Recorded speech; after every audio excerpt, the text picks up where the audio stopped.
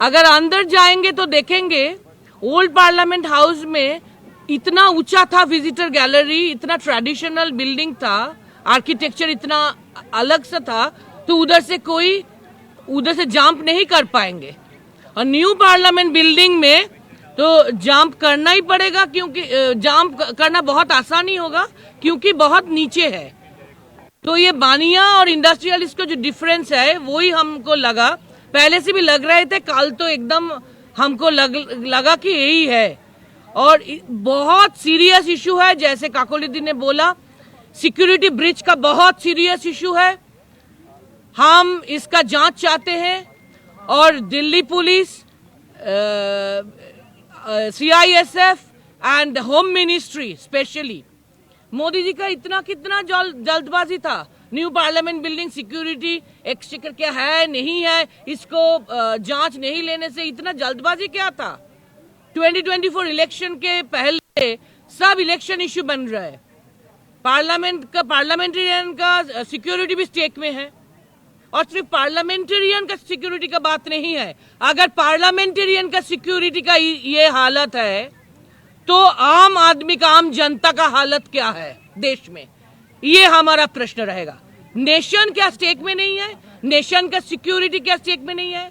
और इतने गहरा सिक्योरिटी ब्रीच के बाद क्यों एथिक्स कमेटी चुप है, क्यों सुओ मोटो एथिक्स कमेटी इस इशू को लेकर, वो प्रताप सिम्हा जो बीजेपी MP है, जिसके साथ मोदी जी का तस्वीर भी है, बहुत उनकी इंपॉर्टेंट MP होगा, प्राइम मिनिस्टर के साथ को सबका तस्वीर नहीं मिलता, तो उसको क्यों एक्सपेल नहीं किया जाएगा।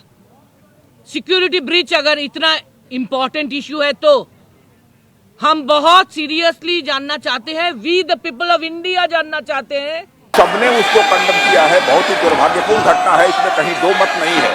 और आपने तुरंत उसका संज्ञान लेते हुए इस मामले की पूरी जांच का जो है आदेश दे दिया है। मैं समझता हूं कि भविष्य में हम सारे सांसद, चाहे वो पक्ष के हों अथवा प्रतिपक्ष के हों, सभी को सावधानी बरतने की आवश्यकता है, ताकि जिनको भी हम पास देते हैं ऐसे व्यक्ति को पास न दिया जाए जो जाकर इस प्रकार की अराजक स्थिति संसद भवन के अंदर पैदा कर दे। यह हम सभी को, केवल सत्ता पक्ष ही नहीं बल्कि दूसरे पक्ष के लोगों को भी यह सावधानी बरतने की जरूरत है। और आपने तुरंत संज्ञान लेकर इस मामले का, अध्यक्ष महोदय, आपने जांच का आदेश दिया है और अन्य भी जो प्रिकॉशन भविष्य में लिए जा सकते हैं वह लिए जाएंगे। और अध्यक्ष महोदय, आपकी जानकारी में मैं यह भी लाना चाहता हूँ कि यह हमारा ये पुराना संसद भवन है, उसमें भी इस प्रकार से बराबर जो नारेबाजी की घटनाएं और पेपर फेंकना और तरह तरह की जंपिंग की घटनाएं पिछले जो हमारा पहले का पार्लियामेंट है उसमें भी पहले हो चुकी हैं। मैं समझता हूं कि सभी को मिलकर इस घटना को कंडेम करना चाहिए और जांच रिपोर्ट जो आपने दी है और साथ ही भविष्य में क्या क्या प्रिकॉशंस लिए जाने चाहिए इसका भी आपने निर्देश दिया है अध्यक्ष महोदय। तो मैं समझता हूं कि इस प्रकार से इस संसद के अंदर अराजक स्थिति पैदा करने का कोई औचित्य नहीं है। माननीय सदस्यगण, जो कल घटना घटी है उस घटना को लेकर हम सब चिंतित हैं और संसद की सुरक्षा की जिम्मेदारी संसद सचिवालय की होती है और हम सब जानते हैं ये सब संसद सचिवालय और क्षेत्राधिकार संसद के अंदर आता है, विशेष रूप से लोकसभा के अंदर आता है। और इसीलिए मैंने आपसे कल चर्चा की है, संवाद किया है, फिर हम चर्चा करेंगे, आप लोगों सबको बुलाकर चर्चा करेंगे।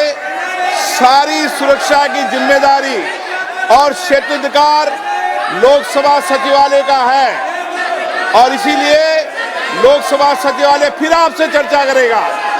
गलत तरीका है, आप जाकर सदन में बैठिए। नो,